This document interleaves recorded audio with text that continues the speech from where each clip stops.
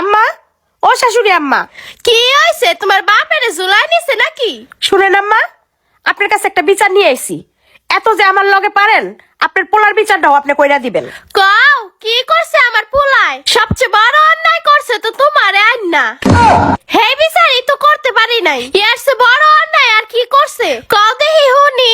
শুনেন আম্মা, পোলা নিয়ে এত বড় বড় কথা কইেন না। কি এমন আছে আপনার পোলার? আমার মতো বউ পাইছে আপনার পোলার সাত কপালের ভাগ্য। আপনার পোলা একেবারে কত ভালো নে, বিড়ি সিগারেট খাইয়ে নে যে আড্ডায় পয়রা থাকে, কয় টাকা কামাই করে। হ্যাঁ, আপনার পোলায় আমার মতন মাইয়া বউ হিসাবে পাইছে, আল্লাহর কাছে শুকরিয়া আদায় করেন। আহারে আমার বউটা রে, আমার পোলার সাত কপালের ভাগ্য না, 14 কপালের দুর্ভাগ্য।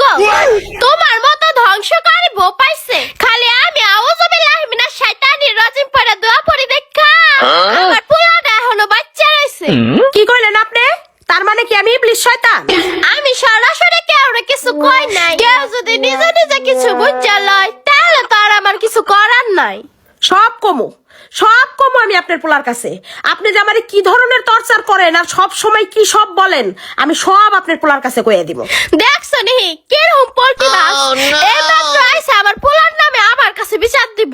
এখন আবার কয় আমার পোলার কাছে আমার নামে বিচার দিব। এটি হলো বাপ মার দেওয়া শিক্ষা। নিশ্চিত মাই ফোন করে শিখাই দেয়। যাও আমার সামনে থেকে। দূর, এই বেডির কাছে আইছিলাম বেডির পোলার নামে বিচার দিতে, বেডি নিজেই ঝগড়া বাজাইয়া দিছে। আসলে সব এক, মার কাছে কোনোদিন পোলার দোষ থাকে না।